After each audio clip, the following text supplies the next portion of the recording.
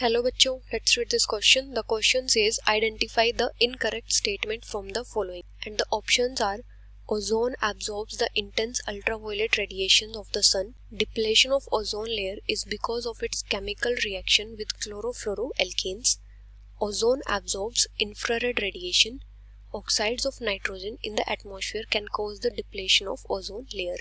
अभी अगर हम की कॉन्सेप्ट की बात करें तो यहाँ पे हमारा की कॉन्सेप्ट क्या होगा, यहाँ पे हमें जो स्टेटमेंट्स गिवन है वो हमें या तो ओजोन के बारे में दी है या फिर ओजोन डिप्लेशन के बारे में। अगर हम बात करें ओजोन लेयर की तो ओजोन लेयर क्या होती है, जो स्ट्राटोस्फेयर होती है, स्ट्राटोस्फेयर में ओजोन प्रेजेंट होती है हाई कंसंट्रेशन में, और वो क्या करती है, वो जो अल्ट्रावायलेट रेडिएशंस आती हैं सन से अर्थ की तरफ उनको एब्जॉर्ब करती है। Absorbs the ultraviolet radiations reaching to earth from the sun.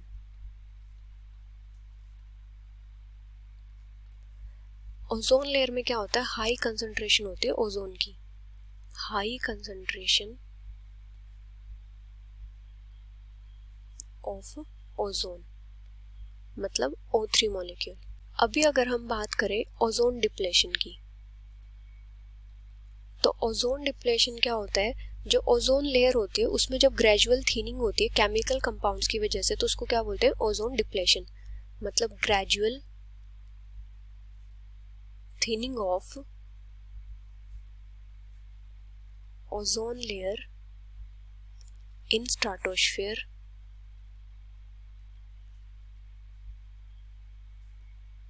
by release of chemicals।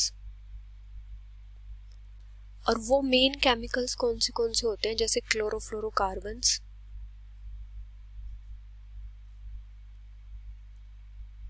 मतलब CFCS, या फिर जो नाइट्रोजनस कंपाउंड्स होते हैं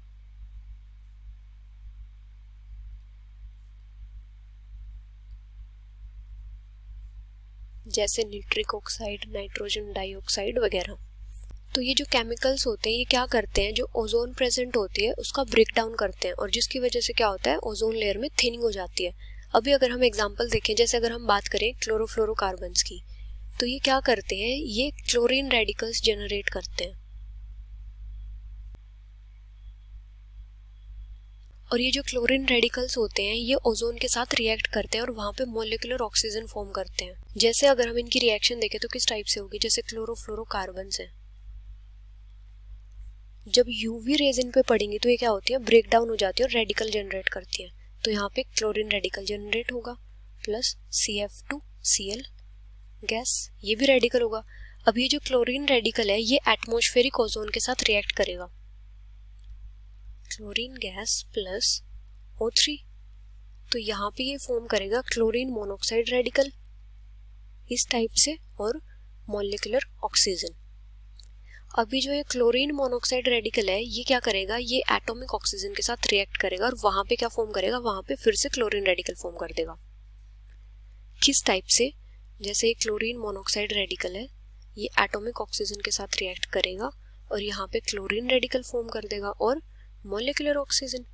अभी क्या है, ये जो क्लोरीन रेडिकल है ये फिर से ओजोन के साथ रिएक्ट करेगा और जो प्रोसेस ऐसे ही चलती रहेगी। तो यहाँ पे क्या होता है, जो क्लोरीन रेडिकल है वो कॉन्टिन्यूसली रीजनरेट होता रहता है, कॉन्टिन्यूसली रीजनरेट, जिसकी वजह से क्या होता है कि जो ओजोन है उसका ब्रेक डाउन होता है, ब्रेक डाउन ऑफ ओजोन। तो इसी की वजह से क्या होता है, ओजोन डिप्लेशन।